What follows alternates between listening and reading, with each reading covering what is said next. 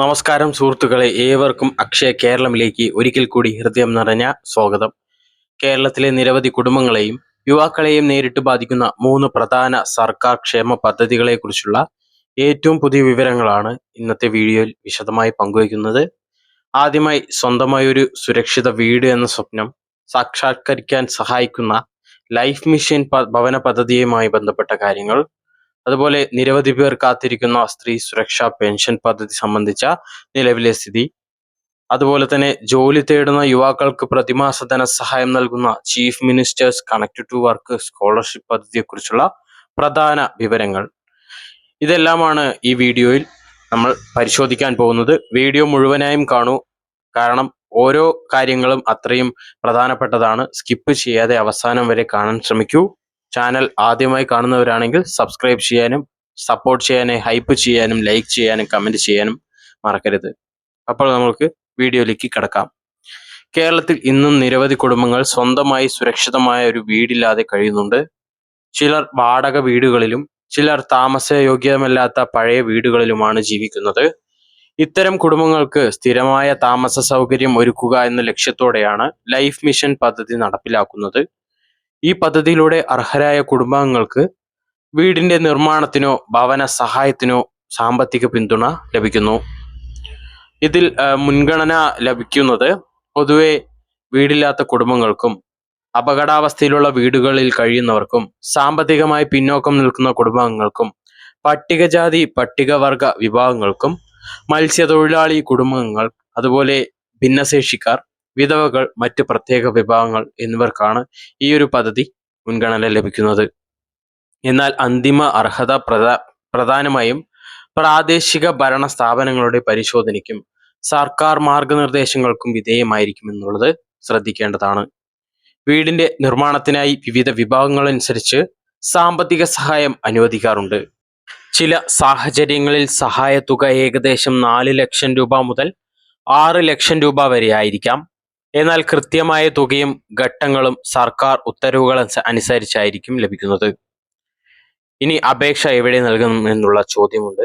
ഇതാണ് ഏറ്റവും പ്രധാനപ്പെട്ട ചോദ്യം. പലരും സോഷ്യൽ മീഡിയയിൽ വരുന്ന ലിങ്കുകൾ കണ്ട് അപേക്ഷിക്കാൻ ശ്രമിക്കുന്നുണ്ട്. അങ്ങനെ ചെയ്യരുത്. അപേക്ഷ സംബന്ധിച്ച ഔദ്യോഗിക വിവരങ്ങൾ ലഭിക്കുന്നത് ഗ്രാമപഞ്ചായത്ത്, മുനിസിപ്പാലിറ്റി, കോർപ്പറേഷൻ എന്നിവിടങ്ങളിലാണ്. നിങ്ങളുടെ വാർഡ് മെമ്പറായോ തദ്ദേശ സ്ഥാപനങ്ങളുമായോ ബന്ധപ്പെടുന്നത് തന്നെയാണ് ഏറ്റവും സുരക്ഷിതമായ മാർഗം. ലൈഫ് മിഷന്റെ പേരിൽ വ്യാജ ഫോൺ കോളുകളും സന്ദേശങ്ങളും ഇപ്പോഴും പ്രചരിക്കുന്നുണ്ട്.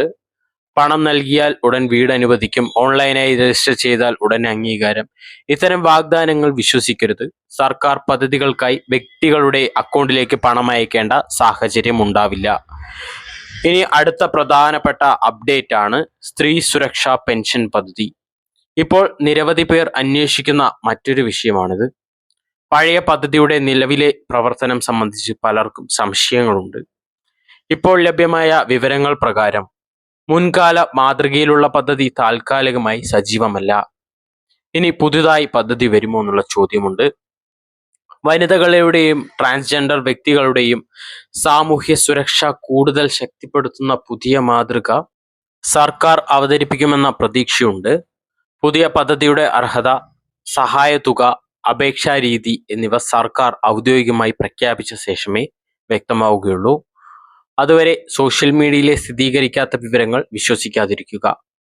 ഇതിനു മുൻപ് ഈ പദ്ധതിയെക്കുറിച്ച് അന്വേഷിച്ചവരും ഭാവിയിൽ അപേക്ഷിക്കാൻ ആഗ്രഹിക്കുന്നവരും ഔദ്യോഗിക അറിയിപ്പുകൾ മാത്രം പിന്തുടരുക. പ്രത്യേകം ശ്രദ്ധിക്കുക, പുതിയ പദ്ധതി ഒരുപക്ഷെ 6 മാസത്തിനുള്ളിൽ ഇതിന്റെ വിപുലീകരിച്ച ഒരു പദ്ധതി ഭാവിയിൽ വരാൻ സാധ്യത കൂടുതലാണ്.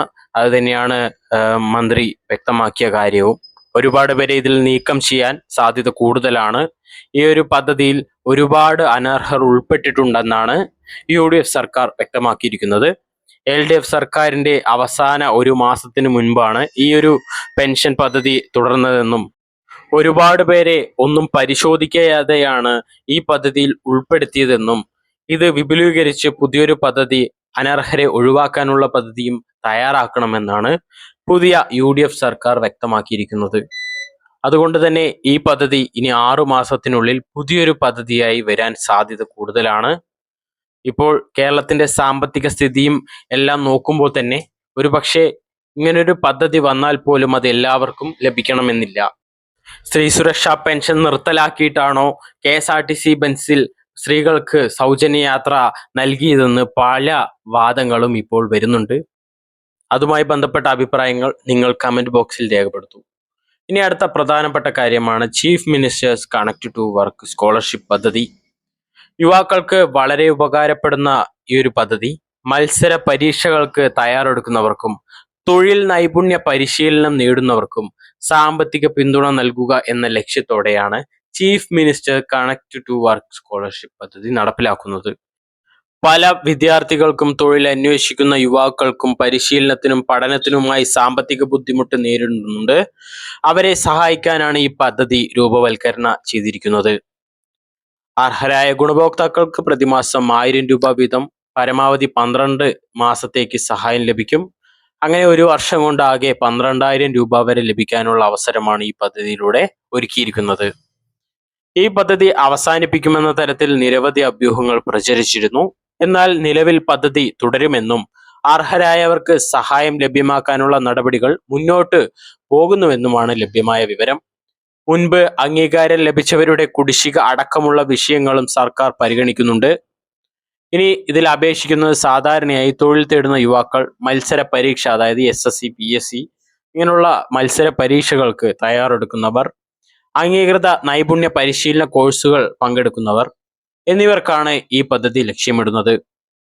APL അല്ലെങ്കിൽ BPL എന്ന വ്യത്യാസമില്ലാതെ കുടുംബ വാർഷിക വരുമാനം നിശ്ചിത പരിധിക്കുള്ളിലാണെങ്കിൽ അപേക്ഷിക്കാനുള്ള അവസരം ലഭിക്കാം.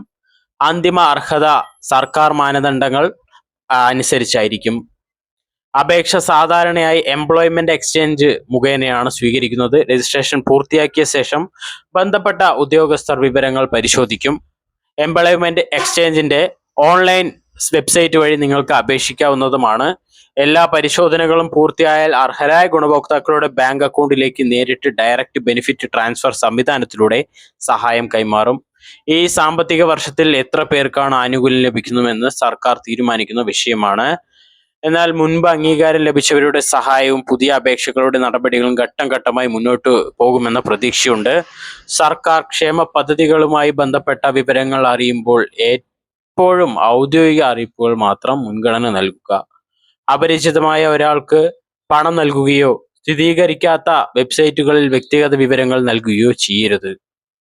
ഇന്നത്തെ വീഡിയോയിൽ ലൈഫ് മിഷൻ 2026 ഭവന പദ്ധതിയുടെ പ്രധാന വിവരങ്ങൾ, സ്ത്രീ സുരക്ഷാ പെൻഷനിലെ നിലവിലെ സ്ഥിതിയും ഭാവി സാധ്യതകളും, chief ministers connect to work scholarship പദ്ധതിയുടെ ലക്ഷ്യം, ധനസഹായം, അർഹത, അപേക്ഷ നടപടികൾ. ഈ വീഡിയോ നിങ്ങൾക്ക് ഉപകാരപ്പെട്ടെങ്കിൽ ലൈക്ക് ചെയ്യാനും നിങ്ങളുടെ സുഹൃത്തുക്കൾക്കും കുടുംബാംഗങ്ങൾക്കും ഷെയർ ചെയ്യാനും മറക്കരുത്. ഇത്തരത്തിലുള്ള കേരള സർക്കാർ പദ്ധതികൾ, ക്ഷേമ പദ്ധതികൾ, തൊഴിൽ പെൻഷൻ, സ്കോളർഷിപ്പ്, ധനസഹായം തുടങ്ങിയ വിശ്വസനീയമായ അപ്ഡേറ്റുകൾക്കായി നമ്മളുടെ ചാനൽ സബ്സ്ക്രൈബ് ചെയ്ത് ബെല്ലൈക്കൻ എനേബിൾ ചെയ്യാൻ മറക്കരുത്. കണ്ടതിന് എല്ലാവർക്കും ഹൃദയം നിറഞ്ഞ നന്ദി. അടുത്ത വീഡിയോയിൽ വീണ്ടും കാണാം. നന്ദി, നമസ്കാരം.